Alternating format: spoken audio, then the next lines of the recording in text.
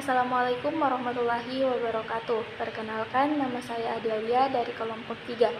Saya akan memaparkan hasil yang saya dapat mengenai tugas hakikat dan paradigma belajar dan pembelajaran menurut para ahli. Hakikat belajar menurut Umar Hamalik menekankan bahwa belajar adalah proses perubahan perilaku yang berkelanjutan sebagai hasil dari pengalaman. Belajar juga dianggap sebagai aktivitas aktif di mana individu terlibat dalam pengolahan informasi, baik secara kognitif maupun emosional. Dengan demikian, belajar tidak hanya terbatas pada aspek akademis, tetapi juga mencakup pengembangan keterampilan dan sikap. Umar Hamalik mengemukakan bahwa hakikat pembelajaran adalah proses interaksi antara pendidik dan peserta didik yang bertujuan untuk menciptakan perubahan perilaku yang positif. Ia menekankan pentingnya pengalaman belajar yang aktif, di mana peserta tidak hanya menerima informasi, tetapi juga terlibat secara langsung dalam proses belajar. Umar Hamalik juga menyoroti bahwa pembelajaran harus bersifat holistik, memperhatikan aspek kognitif, afektif, dan psikomotorik. Dengan demikian, pembelajaran bukan hanya tentang transfer ilmu, tetapi juga tentang pengembangan karakter dan kemampuan hidup siswa dalam masyarakat. Adapun paradigma baru pembelajaran menurut Umar Hamalik menekankan beberapa aspek penting, yaitu yang pertama, pembelajaran berbasis siswa, yakni fokus pada kebutuhan, minat, dan potensi siswa, dan mengutamakan peran aktif mereka dalam proses belajar. Yang kedua, kontekstual dan realistis, yakni mengaitkan materi pembelajaran dengan kehidupan nyata, sehingga siswa dapat melihat relevansi pembelajaran dalam konteks sehari-hari. Yang ketiga, kolaboratif, yakni menyemarakkan kerjasama antar siswa untuk memfasilitasi pembelajaran sosial dan berbagi pengetahuan. Yang keempat, berorientasi pada proses, yakni mengedepankan proses belajar ketimbang dengan hasil akhir, dengan memberikan ruang untuk eksplorasi dan eksperimen. Yang kelima, penggunaan teknologi, yakni memanfaatkan teknologi dalam pembelajaran untuk meningkatkan aksesibilitas dan interaktivitas. Dengan pendekatan ini, Umar Hamalik bertujuan untuk menciptakan lingkungan belajar yang dapat berorientasi pada proses, yakni mengedepankan proses belajar ketimbang dengan hasil akhir, dengan memberikan ruang untuk eksplorasi dan eksperimen. Yang kelima, penggunaan teknologi, yakni memanfaatkan teknologi dalam pembelajaran untuk meningkatkan aksesibilitas dan interaktivitas. Dengan pendekatan ini, Umar Hamalik bertujuan untuk menciptakan lingkungan belajar yang lebih dinamis dan efektif. Sekian, terima kasih. Assalamualaikum warahmatullahi wabarakatuh. Halo semuanya, perkenalkan nama saya Nursi dari kelompok 3 kelas M246. Saya akan menjelaskan terkait hakikat belajar menurut John Dewey. John Dewey, seorang filosof dan pendidik terkenal dari Amerika Serikat, memiliki pandangan yang unik tentang hakikat belajar. Menurut Dewey, belajar adalah proses interaktif dan aktif, bukan hanya sekedar aktivitas pasif di mana siswa menerima pengetahuan dari guru. Dia menekankan bahwa pengalaman langsung dan keterlibatan praktis sangat penting dalam pembelajaran. Hakikat belajar menurut John Dewey meliputi beberapa prinsip utama. Salah satunya yaitu learning by doing. Dewey percaya bahwa belajar yang paling efektif terjadi melalui tindakan langsung dan pengalaman nyata. Siswa perlu berpartisipasi aktif dalam proses pembelajaran, bukan hanya mendengar ceramah atau membaca buku. Menjelaskan hakikat pembelajaran menurut John Dewey. Menurut John Dewey, hakikat pembelajaran adalah proses yang bersifat interaktif, dinamis, dan terfokus pada pengalaman pembelajaran. Tidak hanya sekedar transfer pengetahuan dari guru ke siswa, tetapi lebih pada pengembangan kemampuan berpikir kritis, penyelesaian masalah, dan refleksi atas pengalaman yang dialami. Adapun penjelasan paradigma baru pembelajaran menurut para ahli yaitu Joh Dewey. Joh Dewey adalah salah satu pelopor dalam perubahan paradigma pembelajaran. Ia mengusulkan bahwa pembelajaran harus berbasis pengalaman atau experiential learning dan relevan dengan kehidupan sehari-hari siswa. Paradigma baru menurut Dewey menekankan pada pendekatan pembelajaran yang aktif, di mana siswa belajar melalui eksplorasi, eksperimen, dan keterlibatan langsung dengan materi pembelajaran. Dia juga menekankan pentingnya pembelajaran berbagai proses sosial yang melibatkan interaksi antara siswa dengan lingkungan mereka.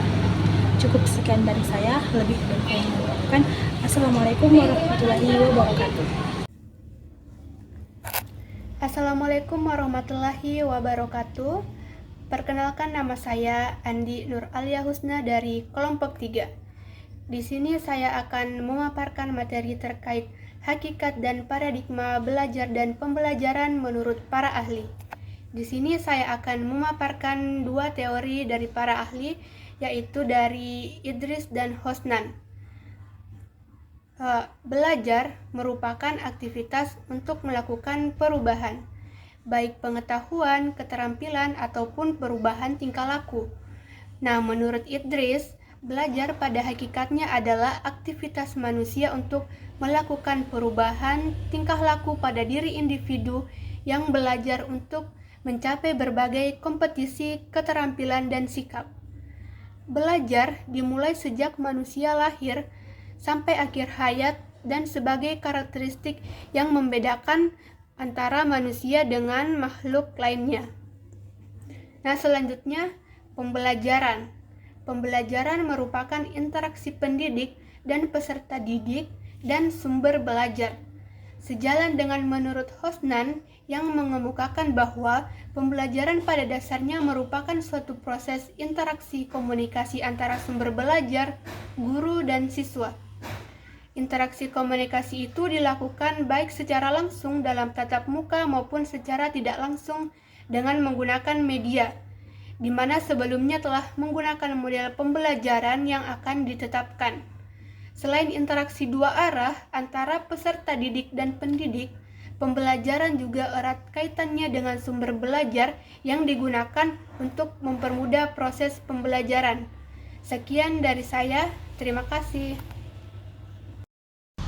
Assalamualaikum warahmatullahi wabarakatuh. Perkenalkan, nama saya Putri Ayuningsi dari kelas M246 kelompok 3.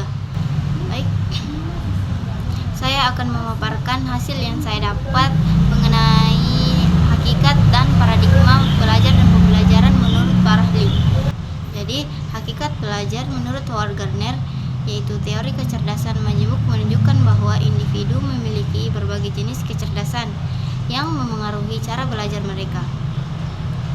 Kemudian, hakikat pembelajaran menurut Jean Piaget, yaitu pembelajaran adalah proses aktif di mana mahasiswa atau siswa membangun pengetahuan melalui interaksi dengan lingkungan. Ia menekankan pentingnya tahap perkembangan kognitif. Selanjutnya, paradigma belajar dan pembelajaran menurut Lev Vygotsky, yaitu menyatakan bahwa pembelajaran adalah hasil dari interaksi sosial. Konsep zona perkembangan proksimal, yaitu menunjukkan pentingnya kolaborasi dalam belajar. Sekian, terima kasih. Wassalamualaikum warahmatullahi wabarakatuh. Assalamualaikum warahmatullahi wabarakatuh. Perkenalkan, nama saya Muhammad Rizky Hasim dari kelompok 3. Saya akan memaparkan mengenai paradigma kognitivistik dan hakikat belajar dan pembelajaran menurut para ahli. Baik, paradigma kognitivistik menurut Jean Piaget, belajar adalah proses mental internal yang melibatkan pemrosesan informasi, organisasi, dan penyimpanan pengetahuan. Pembelajaran difokuskan pada bagaimana informasi disajikan dan bagaimana peserta didik memproses dan menyusun informasi tersebut. Pendekatan kognitif menekankan pemahaman, penalaran, dan pemecahan masalah. Selanjutnya, hakikat belajar menurut Piaget. Belajar adalah proses perkembangan kognitif yang terjadi melalui interaksi dengan lingkungan. Menurutnya, manusia belajar melalui tahap-tahap perkembangan intelektual yang berbeda, di mana pemahaman mereka berkembang seiring dengan pengalaman. Adapun hakikat pembelajaran menurut Bandura, yaitu pembelajaran sosial. Pembelajaran tidak hanya terjadi melalui pengalaman langsung, tetapi juga melalui observasi. Individu dapat belajar dengan mengamati perilaku orang lain yang dikenal sebagai modeling.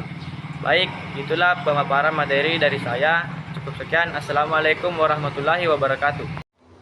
Baik, Assalamualaikum warahmatullahi wabarakatuh. Perkenalkan, nama saya Naila Erfiani dari kelompok 3. Di sini saya akan memaparkan materi tentang paradigma dan hakikat belajar dan pembelajaran menurut para ahli. Di sini saya akan membawakan penjelasan hakikat belajar dan pembelajaran menurut Skinner. Jadi, hakikat belajar menurut Skinner pada tahun 1953, belajar adalah proses perubahan perilaku yang terjadi karena adanya respons terhadap rangsangan dari lingkungan. Skinner menekankan pendekatan behavioristik di mana belajar adalah hasil dari penguatan positif dan negatif. Sedangkan dalam pandangan behavioristik, pembelajaran adalah proses perubahan perilaku yang dapat diamati sebagai hasil dari penguatan yang diberikan. Skinner menekankan bahwa lingkungan dan konsekuensi yang diterima peserta didik berperan penting dalam membentuk perilaku yang diinginkan. Selanjutnya, paradigma behavioristik, yaitu dari Ivan Pavlov, yaitu belajar dianggap sebagai perubahan perilaku yang dapat diamati. Perubahan perilaku ini terjadi sebagai hasil dari respons terhadap rangsangan atau stimulus yang diberikan oleh lingkungan. Selanjutnya, pembelajaran difokuskan pada penguatan atau reinforcement dan kontrol terhadap perilaku peserta didik. Guru memiliki peran sebagai pengontrol lingkungan belajar untuk menciptakan kondisi yang tepat bagi perubahan perilaku. Mungkin cukup sekian dari pemaparan materi dari saya. Wassalamualaikum warahmatullahi wabarakatuh.